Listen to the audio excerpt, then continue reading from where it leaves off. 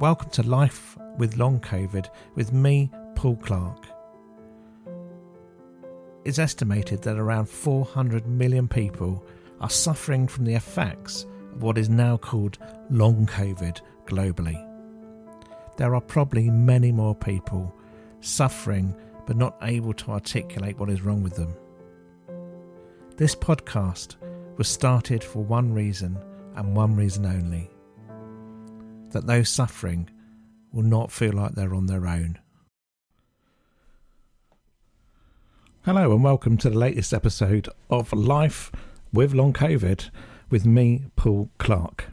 Hey, you'll notice that I've re-recorded the beginning music just to make it a little bit shorter, because a few people have said it takes a while to get through, and it was well past an update, so I hope you like it. It's a bit shorter, a bit snappier hopefully, and a bit more suitable. This week, what I'm going to talk about this week, I'm going to talk about a couple of things this week, but I want to start by saying thank you for your messages that you sent in. I'm not going to read them out because some of them are quite personal, but it's really lovely to hear from you and to hear if this podcast is helping, because it's the only reason I do it. And as I keep saying episode by episode, I want people to feel like they're not alone. So if it is helping you and you feel so inclined, it'd be great to hear from you also. I'll tell you at the end how you can get in touch. This week, social media's been, annoying me. It's been getting me down a bit. And you all know, if you've done the whole social media thing yourself, it's both a blessing and a curse. Like, I use social media to promote this podcast. I use social media to keep in touch with people. And generally speaking, it's a positive influence on my life. It's distracting because, as you'll know, if you've got little energy, you're often sitting down for long periods at a time. And one of the only things I can do is just to scroll social media, because I can't read a book or watch TV because I'll instantly fall asleep. And sometimes I do, I just fall asleep, but other times I end up scrolling too long on social media. And of course, I'm a part of all of the social media long COVID groups, as well as the MECFS groups. I'm part of those. I partake in quite a few of them. And some days I find them really helpful. Like, sometimes it's really good to read other people's experiences and again realise you're not on your own with it. Occasionally you'll get some good suggestions, but other times I find it really gets me down. And I think it gets me down because it's such a microcosm of different people on there. You often get people trying to cheer up people with long COVID by saying things like, "Oh, you can do it.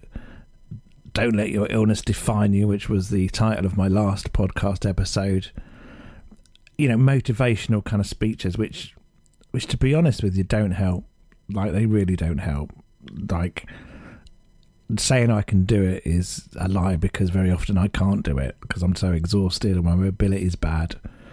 And as for don't let it define you, well, how can it not define you? How can an illness that robs you of all your energy and gives you brain fog and fatigue not define you? You know, my whole life is defined by what I can and can't do. So, you know, those kind of comments on social media really, they don't help me, to be honest with you. I don't know if they help you, but I just find they're quite annoying, because it reminds me that actually it does define me and there's not a whole lot I can do about it.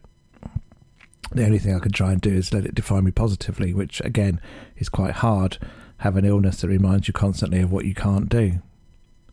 The other thing that annoys me about social media is the social media cures. Like, you always get posts on there from somebody who says, "Oh, I've tried," you know, and it'll be something random like fennel seeds, or I don't know, this kind of supplement, or, you know, something really random, and it's absolutely cured me and it's made all the difference to my life and I've not got long COVID anymore.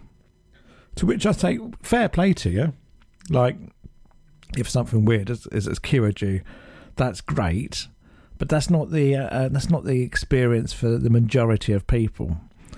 And at one time, I would have kind of latched onto these stories. This is the worst thing, and thought, yes, somebody's found a cure, and I would have taken whatever random thing they suggested. And of course, I say of course, nothing I've ever tried has made any difference. I have to say that.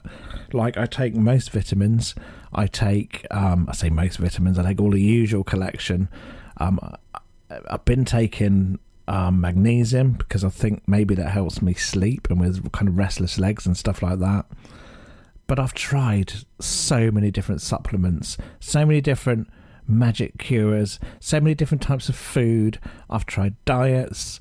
I've tried, oh, you name it. I've been there and tried it because I thought it would help.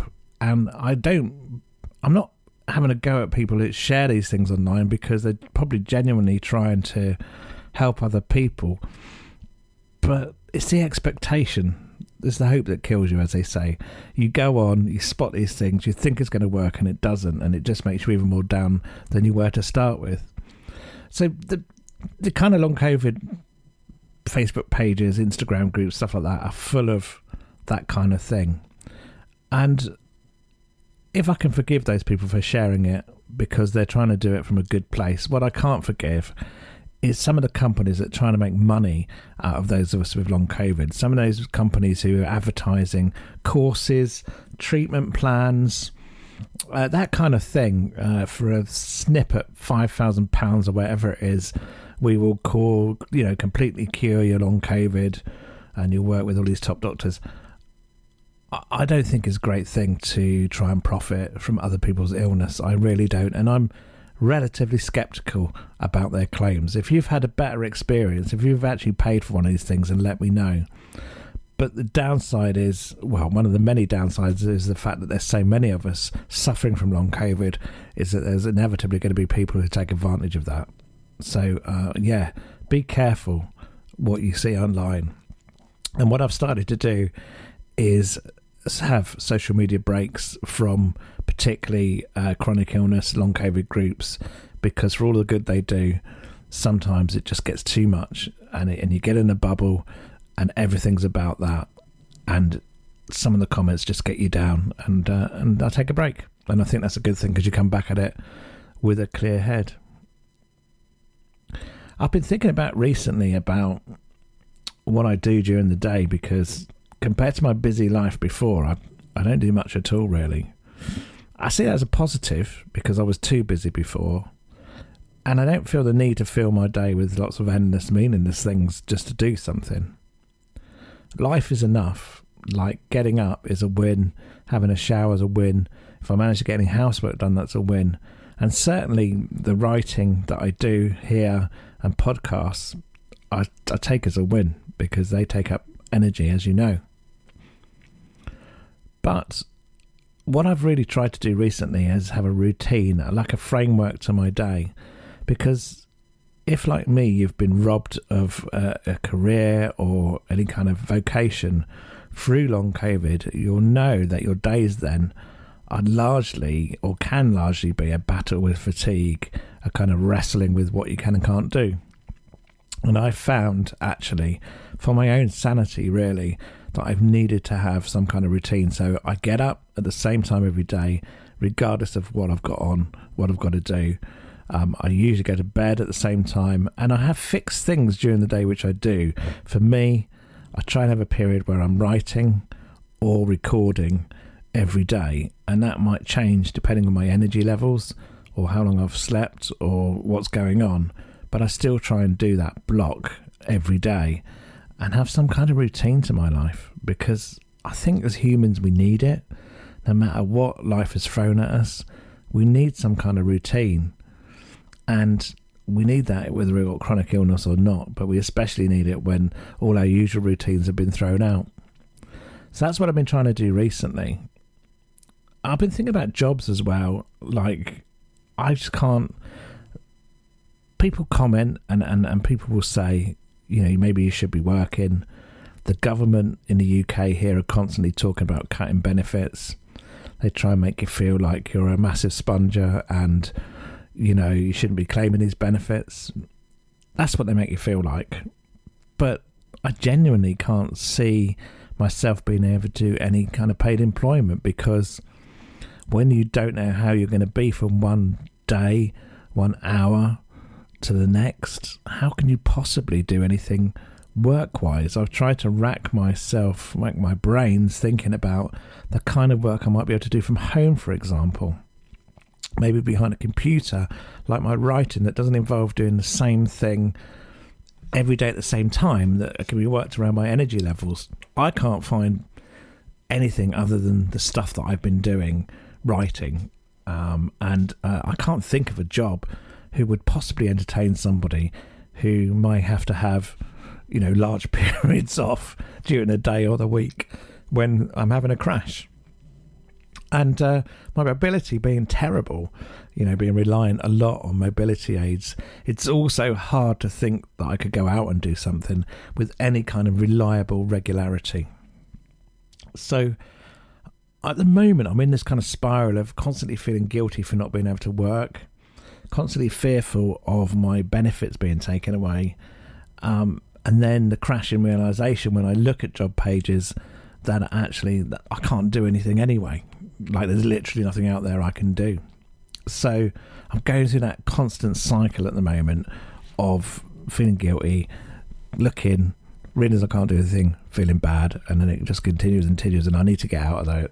And if you go through these cycles yourself, you'll know it's an impossible cycle. It's really difficult to do anything then. You just get down, and you get down on yourself, and you end up doing nothing at all, which is not good for anyone, and it's certainly not good for my mental health, as I talked about last time. But as I said at the beginning, your messages really do help me, and it's great to hear how the podcast has been helping you as well. So here's how you get in touch, as I promised. Life of Long COVID, you go to www.lifeoflongcovid.co.uk. You can sign up, subscribe for free, and you will get regular updates when I release a podcast.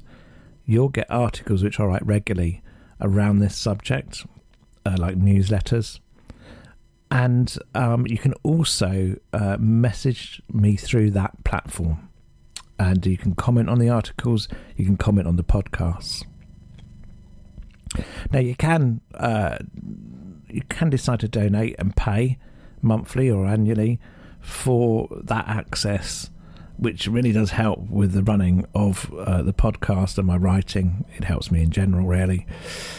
But the fact is, you don't have to. If you're not in a position to be able to do that, I want everybody to be able to access material for free. So that is an option when you sign up, but it is only an option. And message me through there. It is great to hear from you as well.